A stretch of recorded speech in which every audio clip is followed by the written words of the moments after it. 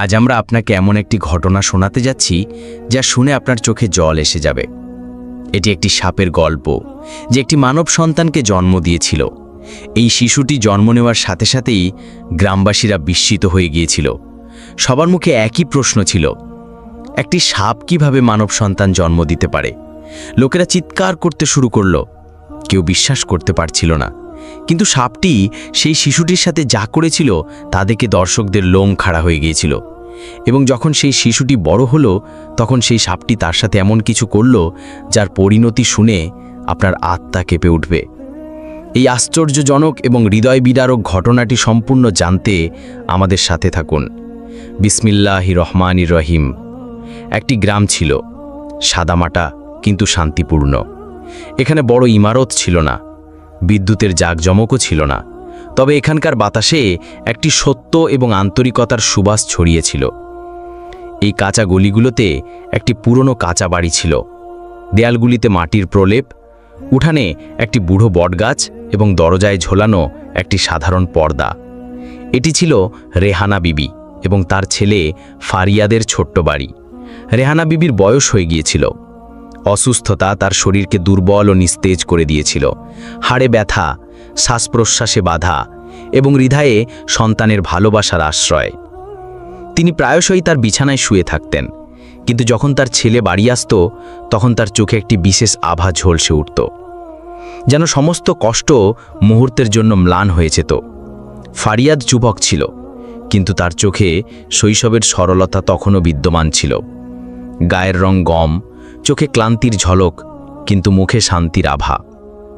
সে গ্রামের একজন বড় জমিদার মালিক সাবিরের বাগান ও খেতে মালির কাজ করত। গাছে জল দেওয়া, বাগানের যত্ন করা, গাছের চারপাশে ঝাড়পোছ করা, এটাই ছিল তার নিত্যদিনের কাজ। সে সারাদিন কাজ করত এবং রাতে মায়ের কাছে বসে তার পা টিপে দিত, তার সেবা করত। সে ভোরবেলা উঠে ফজরের নামাজ পড়ে নিজের হাতে মায়ের জন্য রুটি বানাতো এবং মাকে নিজের হাতে রুটি খাওয়াতো। সে তার ছেলের মুখ দেখলেই তার সমস্ত ক্লান্তি ভুলে যেত। সে প্রায়শই তার ছেলেকে বলতো, বাবা, তুই এত কাজ করিস, আমার খুব চিন্তা হয়। ফারিয়াদ হেসে বলতো, মা, তুমি শুধু দোয়া করো, বাকি সব আমি সামলে নেব। ফারিয়াদ যার জমিতে কাজ করত, মালিক সাবির, সে খুব ভালো মানুষ ছিল। একদিন ফারিয়াদ তার জমিতে জল দিচ্ছিল। তার সাথেই আরেকজন মজুর, যে তার বয়সী ছিল, হাত মুখ ধুয়ে কাজ শেষ করে ফেলেছিল। সে তার রুমাল ঝেড়ে কাঁধে রাখল এবং ফিরে গিয়ে ফারিয়াদকে ডাকল, আরে ইয়ার ফারিয়াদ, তুই এখনও কাজ করছিস? সন্ধে হয়ে গেছে, আমি বাড়ি যাচ্ছি। তোর কি আজ এখানেই থাকার ইচ্ছা আছে নাকি? ফারিয়াদ মুখে হালকা হাসি আনার ব্যর্থ চেষ্টা করল। তারপর আস্তে আস্তে বলল, না ইয়ার, শুধু ভেবেছি যে আজ দুদিনের কাজ একসাথে করে নিই। সময় কম, প্রয়োজন বেশি, আর তুই তো জানিসই আমার বাধ্যবাধকতা। তখনই তার মালিক সেখানে এসে পৌঁছালো। ফারিয়াদকে একা কাজ করতে দেখে সে কিছুটা অবাক হলো। সে কাছে এসে বলল, আরে ফারিয়াদ বেটা, তুমি এখনও বাড়ি যাওনি কেন? সব মজুর চলে গেছে এবং তুমি এখনও কাজ করছো? ফারিয়াদ হাত থামিয়ে দিল। আস্তে আস্তে সোজা হলো, চোখে ক্লান্তিও ছিল আর আর্দ্রতাও ছিল। সে নরম সুরে বলল, মালিক জি, আমি আজ রাতেও কাজ করব। আপনি যদি দুদিনের টাকা দেন তবে বড় মেহেরবানি হবে। মালিক অবাক হয়ে জিজ্ঞেস করল, বেটা, যদি তুমি দিনরাত কাজ করো তবে তো নিজেই অসুস্থ হয়ে পড়বে। সব ঠিক তো? কোনো সমস্যা আছে? ফারিয়াদ চোখ নিচু করে আস্তে আস্তে বলল, জি মালিক, আমার মায়ের শরীর খুব খারাপ। আমি সব ধরনের চিকিৎসা করিয়েছি, ওষুধ খুব দামি, কিন্তু নেওয়া জরুরি। আজ রাতে যদি আমি কাজ করি তবে কাল ওষুধ কিনতে পারবো। মালিক সাবির চুপ হয়ে গেল এবং সেখান থেকে চলে গেল। তো ফারিয়াদ সারা রাত কাজ করার পর সকালে ফজরের নামাজ আদায় করে এবং হাতে ওষুধ নিয়ে দ্রুত পায়ে বাড়ির দিকে যাচ্ছিল। তার মুখে সারা রাতের ক্লান্তি ছিল, কিন্তু হৃদয়ে এক অদ্ভুত আনন্দ ছিল। যখন সে তার বাড়ির দরজায় পৌঁছালো, তখন তার হৃদস্পন্দন আরও বেড়ে গেল। সে যখন দরজা খুলল, তখন সামনে খাটিয়ায় রেহানা বিবি নিশ্চল শুয়েছিলেন। মা! ফারিয়াদের কণ্ঠে এক অস্থিরতা ছিল। সে দৌড়ে তাদের কাছে পৌঁছালো, হাতে ওষুধের বাক্স ধরে কাঁপতে কাঁপতে বলল, মা দেখো, আমি ওষুধ নিয়ে এসেছি। মা, শুধু এই ওষুধটা খেয়ে তুমি ঠিক হয়ে যাবে। মা, তুমি কথা বলছো না কেন? রেহানা বিবি অনেক কষ্টে চোখ খুললেন। তার শ্বাস বন্ধ হয়ে আসছিল এবং মুখ ফ্যাকাশে হয়ে গিয়েছিল। তিনি দুর্বল হাতে ফারিয়াদের মুখ ছুঁয়ে ধীর কণ্ঠে বললেন, বেটা, এখন আর ওষুধের দরকার নেই। এখন আর পরিশ্রম করিস না। আমি জানি তুই ক্লান্ত হয়ে গেছিস, খুব ক্লান্ত হয়ে গেছিস। ফারিয়াদের চোখে জল ভরে উঠল, তার হাত থেকে ওষুধ নিচে পড়ে গেল। মা, এমন কথা বলো না, আমি তোমাকে কিছু হতে দেব না। রেহানা বিবি হালকা শ্বাস নিলেন এবং অনেক কষ্টে রুদ্ধশ্বাসে আস্তে আস্তে বললেন, বেটা, আমাকে ক্ষমা করে দিস, কিন্তু একটি কথা না বলে যেতে পারছি না। আমি তোর আসল মা নই। ফারিয়াদ বলল, মা, তুমি কি বলছো? তার মা বললেন, না বেটা, এটাই সত্যি যে আমি তোকে আমার গর্ভ থেকে জন্ম দিইনি। এই কথাগুলো ফারিয়াদের ওপর বিপর্যয় হয়ে নেমে এলো। সে কাঁপতে কাঁপতে বলল, কি? না মা, তুমিই আমার মা। রেহানা বিবি দুর্বল শ্বাসে বললেন, না বেটা, এটা আমি তোর কাছ থেকে লুকিয়ে রেখেছিলাম।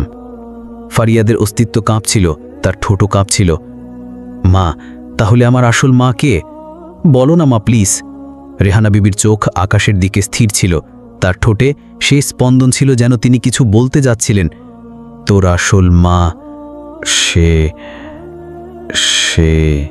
কিন্তু নাম সম্পূর্ণ করার আগেই তার দেহ নিস্তেজ হয়ে গেল, শ্বাস বন্ধ হয়ে গেল এবং মুখে নীরবতা ছেয়ে গেল। ফারিয়া চিৎকার করে তাকে জড়িয়ে ধরল। মা, মা, আমাকে একা ছেড়ে যেও না। সে ফুপিয়ে ফুপিয়ে কাঁদতে লাগল। ওষুধ মাটিতে ছড়িয়ে পড়েছিল এবং একটি ছেলে তার মায়ের বুকে মাথা রেখে কাঁদছিল। সেই বেচারার কিছুই জানা ছিল না। সে তো ছোটবেলা থেকেই এই মায়ের সাথে ছোট্ট একটা কুড়ে ঘরে দারিদ্র্যের জীবন কাটাচ্ছিল। এভাবেই কয়েক বছর আগে তার বাবাও তাকে ছেড়ে চলে গিয়েছিল এবং সে ছোটবেলা থেকেই পরিশ্রম করতে শুরু করেছিল।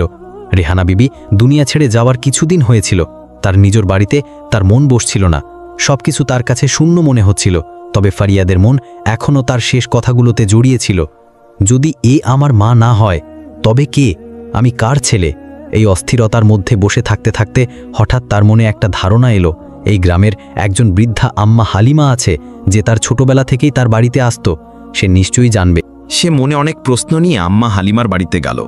সে কাঁপতে কাঁপতে বলল, আম্মা, তুমি কি জানো আমি কার ছেলে? আমার মা আমাকে মরার আগে বলেছিলেন যে তিনি আমার আসল মা নন, কিন্তু তিনি আমাকে বলতে পারেননি যে আমার আসল মা কে। আম্মা হালিমা তার মাথায় হাত বুলালেন, তার মুখের দিকে তাকালেন এবং আস্তে করে বললেন, বেটা, তুমি যা জানতে চাও তা সত্যি। হ্যাঁ, তুই রেহানার নিজের ছেলে ছিলিস না।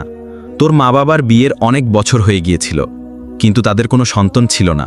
তারা প্রতিদিন নতুন আশা নিয়ে বাঁচত এবং প্রতিদিন দোয়া করে কাটাত, কিন্তু তাদের আঁচল খালিই থাকত। তারপর একদিন না জানি কোথা থেকে তুই তাদের কোলে এসে গেলি। সে সময় তোর বয়স ছিল 1 বছর। আমি এবং আরও অনেক মহিলা তাকে জিজ্ঞেস করেছিলাম যে, রেহানা, এই বাচ্চা কোথা থেকে এলো? তুই তো কখনো গর্ভবতীও হসনি। সে শুধু বলতো যে আল্লাহ আমার আঁচল ভরে দিয়েছেন, আমি আমার ভাগ্য পেয়ে গেছি এবং এ আমার নিজের সন্তান। আম্মা হালিমার কাছ থেকে ফেরার পর ফারিয়াদ একেবারে চুপ হয়ে গিয়েছিল। সে যে আশা নিয়ে গিয়েছিল যে হয়তো সে তার পরিচয়ের কোনো সূত্র খুঁজে পাবে, সেটাও ভেঙে গিয়েছিল। সে আবার উঠল এবং তার বাড়ির প্রতিটি কোণ খুঁজে দেখল। সে সিন্দুক খুলল, যেখানে পুরনো কাপড় রাখা ছিল। পুরনো আলমারির ভেতরে দেখল, বিছানার নিচে দেখল, প্রতিটি পুরনো জিনিস উল্টে পাল্টে দেখল যে হয়তো এখান থেকে কোনো প্রমাণ পাওয়া যায়। রাতের অন্ধকার গভীর হয়ে গিয়েছিল, পুরো গ্রাম ঘুমিয়ে গিয়েছিল, কিন্তু ফারিয়াদের চোখে ঘুম ছিল না। হৃদয় যেন কোনো ভেতরের ঘরে বন্দী হয়ে গিয়েছিল। সে উঠল, অজু করল, জায়নামাজ বিছালো এবং সিজদায় মাথা রাখল। তার ঠোঁটে কোনো কথা ছিল না, শুধু হৃদয়ের একটি আর্তনাদ ছিল যা নীরবে আল্লাহর কাছে যাচ্ছিল। সে কেঁদে কেঁদে দোয়া করতে লাগল, হে আমার রব, হে আমার আল্লাহ, তুমি সব জানো, তুমি হৃদয়ের অবস্থা জানো, তুমি মাঝি হাল এবং আমার প্রতিটি রাজ্যের সাথে পরিচিত। আমাকে আমার মা বাবার ঠিকানা দাও। আমার কি কোনো মা, কোনো বাবা, কোনো রক্তের সম্পর্ক রাখার মতো মানুষ নেই? যদি থাকে তবে আমাকে তাদের সাথে মিলিয়ে দাও। আমি শুধু জানতে চাই যে আমার দোষ কি ছিল। আমাকে কি কেউ নিজে ছেড়ে গিয়েছিল, নাকি আমার মা বাবা আমাকে নিজেদের ইচ্ছায় অন্য কারো হাতে তুলে দিয়েছিল, নাকি আমাকে শুধু কোথাও ফেলে দেওয়া হয়েছিল? তার চোখ থেকে অশ্রু গড়িয়ে জায়নামাজও ভিজে গিয়েছিল। ফোঁসফোঁস করে তার কণ্ঠস্বর ডুবে গিয়েছিল এবং সিজদায় পড়ে থাকা সেই যুবককে দেখে মনে হচ্ছিল জানো, সে তার সারা জীবনের প্রশ্নগুলো এক রাতেই আল্লাহর দরবারে রাখছে। অবশেষে সে ক্লান্ত হয়ে চুপচাপ বসে পড়ল। এভাবেই একদিন সন্ধ্যায় যখন সে ক্ষেত থেকে ফিরছিল, তখন গ্রামের কিনারায় পৌঁছাতেই একটা অদ্ভুত আওয়াজ শোনা গেল। লোকেরা এদিক ওদিক ছিটে বেড়াচ্ছিল, মহিলারা বাচ্চাদের জন্য দৌড়াচ্ছিল, কিছু পুরুষ মাথায় হাত রেখে চিৎকার করছিল এবং বাতাসে ভয়ের একটি ঢেউ ছড়িয়ে গিয়েছিল। সে সামনে দিয়ে ছুটে যাওয়া একজন বৃদ্ধের হাত ধরে বলল, আরে বাবা, কি হয়েছে? সবাই এত ঘাবড়ে গেছে কেন? সবাই কোথা যাচ্ছ? বৃদ্ধ হাঁপাতে হাঁপাতে বলল, বেটা, তুইও এখান থেকে পালিয়ে যা, না হলে তুইও মারা যাবি। গ্রামে কত লোক আহত হয়েছে। একটি হিংস্র বিষাক্ত সাপ আমাদের গ্রামে ঘুরছে। ফারিয়াদের বুক ধরফর করে উঠল। সে আশেপাশে তাকালো। সত্যিই চারপাশে ভয় ছেয়েছিল। বাড়ির দরজা বন্ধ হচ্ছিল এবং তারপর সে কিছুটা এগিয়ে গেলে কিছু বাচ্চা গাছের পেছনে লুকিয়ে কাঁদছিল, কারণ তাদের সামনে সেই বিষাক্ত সাপটি, যা বেশ বড় ছিল, এতটাই বড় যে হয়তো সে অর্ধেক গ্রামকে তার জালে জড়িয়ে ফেলত। তার চোখে উজ্জ্বল লালিমা এবং সে ডানা মেলে সে নিষ্পাপ শিশুদের দিকে এগিয়ে যাচ্ছিল। শিশুরা চিৎকার করছিল এবং দূরে দাঁড়িয়ে থাকা গ্রামবাসীরা কাঁপতে কাঁপতে শুধু দেখছিল। কারো সাহস ছিল না যে এগিয়ে গিয়ে তাদের রক্ষা করে। কিন্তু ফারিয়াদ এক মুহূর্ত থামল না। সে সামনে দিয়ে ছুটে যাওয়া একজন বৃদ্ধের হাত ধরে বলল, আরে বাবা, কি হয়েছে? সবাই এত ঘাবড়ে গেছে কেন? সবাই কোথা যাচ্ছ? বৃদ্ধ হাঁপাতে হাঁপাতে বলল, বেটা, তুইও এখান থেকে পালিয়ে যা, না হলে তুইও মারা যাবি। গ্রামে কত লোক আহত হয়েছে। একটি হিংস্র বিষাক্ত সাপ আমাদের গ্রামে ঘুরছে। সে দ্রুত সেই সাপটির দিকে দৌড়ালো এবং সাপটি ফারিয়াদকে দেখা মাত্রই পিছিয়ে গেল এবং এখন আস্তে আস্তে ফারিয়াদের কাছে এলো এবং তারপর সাপটি ঝুঁকে গেল এবং ফারিয়াদের পায়ের কাছে বসে পড়ল। যদিও ফারিয়াদ নিজেও সেই সাপটিকে দেখে ঘাবড়ে গিয়েছিল, কোথাও আমাকে না ছবল মেরে দেয়, কিন্তু সে কিছুক্ষণ একইভাবে বসে রইল। তারপর সেই বিষাক্ত সাপটি, যা এতক্ষণ ধরে সবাইকে আক্রমণ করছিল, তার ডানা মেলে দিচ্ছিল, হঠাৎ সে থেমে গেল। তারপর সে আস্তে আস্তে উঠল, কাউকে আঘাত না করে বনের অন্ধকারের দিকে হামাগুড়ি দিয়ে চলে গেল। এ সব কিছু দেখে গ্রামবাসীরা খুব অবাক হলো যে এত বিপজ্জনক সাপ ফারিয়াদকে কোনো ক্ষতি না করে চুপচাপ কিভাবে ফিরে গেল। একজন বৃদ্ধ এগিয়ে এসে ফারিয়াদকে জিজ্ঞেস করল, আরে ফারিয়াদ বেটা, তুই এসব কি করেছিস? এই সাপটি তোকে দেখেই কেন পিছিয়ে গেল? সে অবাক হয়ে বলল, আমি নিজেই কিছু বুঝতে পারিনি। আমি তো নিজেই ভয় পেয়ে গিয়েছিলাম। আমি তো শুধু এই বাচ্চাদের বাঁচানোর জন্য দৌড়েছিলাম। তাদের মধ্যে দাঁড়িয়ে থাকা সেই বৃদ্ধ বললেন, চলো, শুক্রিয়া যে এই বিপজ্জনক বিষাক্ত সাপটি এখান থেকে চলে গেছে। তারপর সে গ্রামবাসীদের কাছে ফারিয়াদ হাত জোড় করে বলতে লাগলো যে আমি আপনাদের সবাইকে একটি কথা জিজ্ঞেস করতে চাই। আপনারা কি কেউ জানেন যে আমার আসল মা বাবা কারা? আমি আমার আসল মা বাবার সাথে দেখা করতে চাই। সেই বৃদ্ধ বললেন, বেটা, যতটুকু আমি জানি, তোমার বাবা একদিন জঙ্গল থেকে কাঠ কাটতে গিয়েছিল। সেখান থেকে জঙ্গলের একটি পাহাড় থেকে তোমাকে নিয়ে এসেছে। কিন্তু আমরা জানি না তোমার মাকে, কারণ তোমার বাবা শুধু এতটুকুই জানিয়েছিল যে সে তোমাকে পাহাড়ের জঙ্গল থেকে নিয়ে এসেছে। এর চেয়ে বা বেশি আমরা কিছু জানি না। ফারিয়াদ তাদের কথা শুনে খুব বিচলিত হলো। যখনই সে তার বাড়িতে আসতো, তখন তার বাড়িতে একটি অদ্ভুত অস্বস্তি অনুভব হতো এবং তখন তার মন চাইতো যে সে তার আসল মায়ের সন্ধান করবে। একদিন ফারিয়াদ দৃঢ় সংকল্প করল যে সে আর চুপ করে বসে থাকবে না। সে জেনে গিয়েছিল যে সত্যের চাবিকাঠি সেই জঙ্গলের কোথাও লুকিয়ে আছে, সেই পাহাড় যেখানে থেকে তার বাবা তাকে নিয়ে এসেছিল। সে সিদ্ধান্ত নিয়েছিল যে যাই ঘটুক না কেন, সে নিজেই সেখানে যাবে এবং সেই স্থানে গিয়ে তার বাস্তবতা অনুসন্ধান করবে। ভোরবেলা কাউকে কিছু না বলে সে দীর্ঘযাত্রায় বেরিয়ে পড়ল। তার চোখে একটাই প্রশ্ন ছিল এবং হৃদয়ে অস্থিরতা। পথে সে জঙ্গলের দিকে এগিয়ে গেল। যখন সে জঙ্গলের সেই অংশে প্রবেশ করল, তখন সে দেখল যে সেখানে কোনো মানুষ নেই, কোনো পাখিও নেই। চারপাশে শুধু নীরবতা ছিল। সবদিকে শুধু ঘন এবং উঁচু গাছের রাজত্ব ছিল, যাদের ছায়া মাটিতে ছড়িয়ে পড়ে সবকিছু ঢেকে রেখেছিল এবং বাতাসে একটি অদ্ভুত ভার অনুভব হচ্ছিল। ফারিয়াদ কিছুটা এগিয়ে গেল তো জঙ্গল আরও বেশি ঘন এবং বিপজ্জনক মনে হতে লাগল। তার মনে ভয় আসতে লাগল। সে থেমে আশেপাশে দেখতে লাগল এবং মনে মনে বলতে লাগল, এই জায়গাটা তো খুব জনমানবশূন্য। এখানে যদি কোনো হিংস্র প্রাণী এসে আমাকে আক্রমণ করে ছিন্নভিন্ন করে চলে যায়, তবে গ্রামবাসীরা তো কখনো জানতেই পারবে না যে আমি কোথায় গিয়েছিলাম। তারা তো আমাকে মৃত মনে করে ভুলে যাবে। আমার শরীরেই জঙ্গল খেয়ে ফেলবে। আমার হাড়েরও কোনো চিহ্ন থাকবে না। সে তার চিন্তায় ডুবে কিছুক্ষণ স্থির দাঁড়িয়ে রইল এবং তারপর চলতে চলতে যখন তার মনে হলো যে রাতের অন্ধকার এখন জঙ্গলে ছেয়ে যাচ্ছে, তখন সে একটি খুব বড়, পুরনো এবং মোটা গাছের নিচে বসে পড়ল, যাতে সে একটু বিশ্রাম নিতে পারে। সে মনে মনে ভয় পেয়েছিল, কিন্তু তবুও তার ভেতরে একটি আশা উজ্জ্বল রেখেছিল। সে গাছের ছায়ায় বসে চোখ বন্ধ করতেই হঠাৎ দূর থেকে একটি আওয়াজ শুনতে পায়। আওয়াজটি এত ধীর এবং পবিত্র ছিল যে সে চমকে সোজা হয়ে যায় এবং এদিক ওদিক দেখতে থাকে। সে অবাক হয়ে ভাবতে লাগল যে এই এত জনমানব শূন্য গভীর এবং বিপজ্জনক জঙ্গলে এই মানুষের কণ্ঠস্বর কেমন, এবং এই কণ্ঠস্বর এটি তো কোনো কোরআনের তিলাওয়াতের। সে বুক ধরে নিজেকে বলল, অবশেষে কে হতে পারে যে এই বিরান জঙ্গলে তিলাওয়াত করছে। সে উঠল, আস্তে আস্তে আওয়াজের দিকে বাড়ল, ঝোপঝাড় সরালো, পা সামলালো, সব দিকে দেখল, এবং সেই আওয়াজ তাকে যেন কোনো অদৃশ্য পথের দিকে ডাকছিল। এবং অবশেষে সে কিছুটা এগিয়ে গিয়ে একটি দৃশ্য দেখতে পেল। সে দেখল যে একজন বৃদ্ধ সাদা পোশাকে একা একটি পাথরের উপর বসে আছেন। তার সামনে কোরআন খোলা আছে এবং তার জিহ্বা থেকে আল্লাহর পবিত্র কালামের তিলাওয়াত চলছে।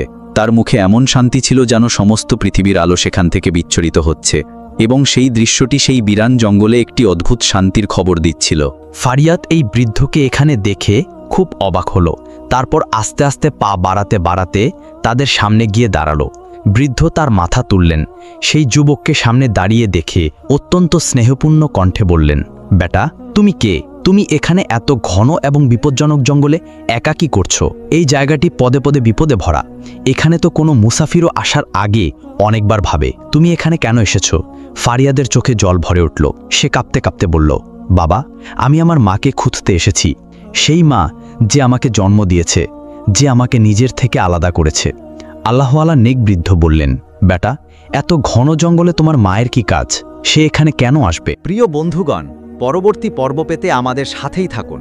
ধন্যবাদ।